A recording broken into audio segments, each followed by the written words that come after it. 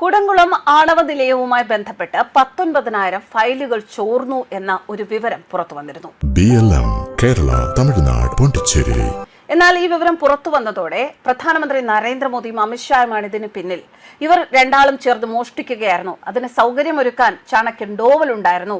ഈ രീതികളിൽ കേരളത്തിലെ മീഡിയകളിൽ പ്രചാരണം നടക്കുന്നു. ഭാസ്കരൻ നായർ അജയൻ അദ്ദേഹത്തിന്റെ ഫേസ്ബുക്കിൽ കുറിച്ച ഒരു കുറിപ്പിലെ പ്രധാന ഭാഗങ്ങളാണിത്.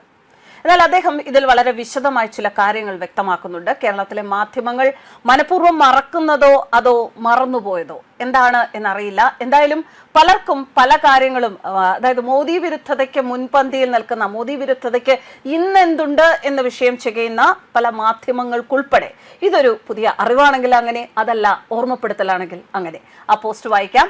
ചോർന്നത് കേന്ദ്ര സർക്കാരിന്റെ പോർട്ടലിൽ നിന്നല്ല, പ്രൈവറ്റ് കമ്പനിയായ റിലയൻസിന്റെ പോർട്ടലിൽ നിന്നാണ് എന്ന് ആരെങ്കിലും പറഞ്ഞു. FCRA നടപ്പാക്കാൻ പോകുന്നു.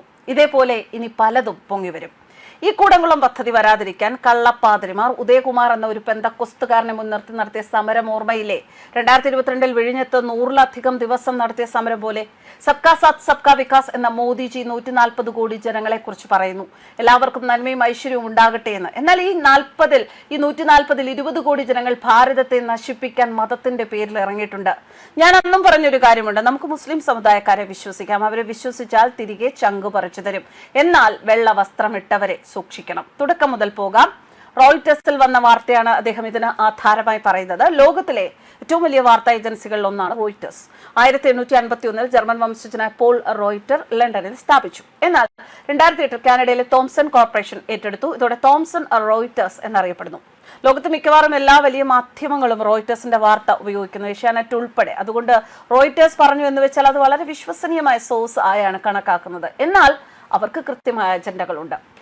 കുടംകുളം ഫയലുകൾ ചോർന്നു എന്ന റിപ്പോർട്ട്. വേൾഡ് ലീഗ്സ് എന്ന റാൻസം വെയർ ഗ്രൂപ്പ് ഡാർക്ക് വെബിൽ ഇന്ത്യയിലെ ഏറ്റവും വലിയ ആണവ നിലയമായ തമിഴ്നാട്ടിലെ കൂടംകുളം ആണവ നിലയവുമായി ബന്ധപ്പെട്ട ഫയലുകളുടെ വലിയ ശേഖരമിട്ടു. ഏകദേശം 19,000 ഫയലുകളാണ് ഇതിൽ ഏറ്റവും സെൻസിറ്റീവായി കണക്കാക്കുന്നത്. ഇത് ആകെ 8,58,000 ഫയലുകളിൽ നിന്നുള്ളതാണ്.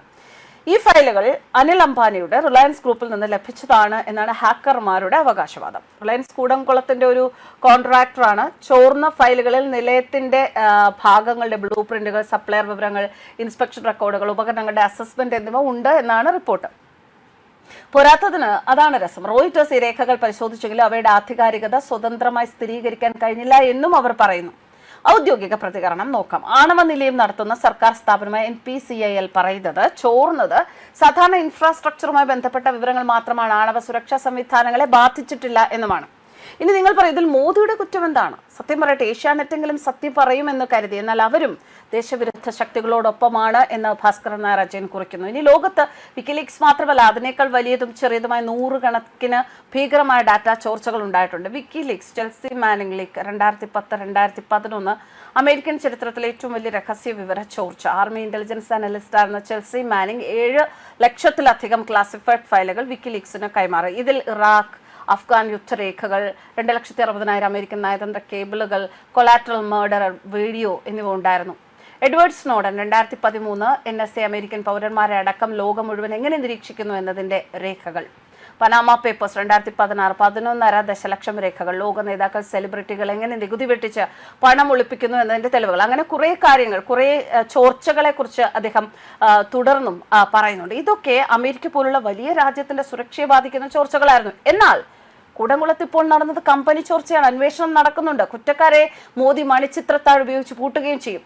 ഇന്ത്യൻ പ്രധാനമന്ത്രിയെ സുരക്ഷാ ഭടന്മാർ വെടിവെച്ച് കൊന്ന ചരിത്രം ഇന്ത്യക്കുണ്ട്. വേറൊരു മുൻ പ്രധാനമന്ത്രിയെ ബോംബ് വെച്ച് കൊന്ന ചരിത്രവും ഇന്ത്യക്കുണ്ട്. സ്പെക്ട്രം വിറ്റ വഴിയിൽ 2 ലക്ഷം കോടി രൂപ തുലച്ചതും കോമൺവെൽത്ത് ഗെയിംസ് നടത്താൻ 60,000 കോടി രൂപ അടിച്ചു മാറ്റിയതും കണ്ട ഇന്ത്യ ആന പറന്നത് കണ്ടവരോടാണ് കോണകം പറന്ന കാര്യം പറയുന്നത് എന്ന് ലാസ്റ്റ് ഒരു സെന്റൻസ് എഴുതി ഭാസ്കരൻ നായർ അജയൻ അവസാനിപ്പിച്ചിരിക്കുകയാണ്. എന്തൊക്കെയായാലും ശരി, തുടക്കത്തിൽ പറഞ്ഞതുപോലെ മോദി വിരുദ്ധതയ്ക്ക് ഇന്നെന്തുണ്ട് എന്ന് ചികഞ്ഞിരിക്കുന്നവരോട് ഇതൊന്നും പറഞ്ഞിട്ട് കാര്യമില്ല. മോദി എന്നാൽ ലോകരാഷ്ട്രങ്ങളിലെല്ലാം സഞ്ചരിച്ച് രാജ്യത്തിനു വേണ്ടി, ഭാരതത്തിനു വേണ്ടി എന്തൊക്കെ നല്ല കാര്യങ്ങൾ ചെയ്യാൻ സാധിക്കും എന്നതിൻ്റെ ചർച്ചയിലും തിരക്കുകളിലുമാണ്.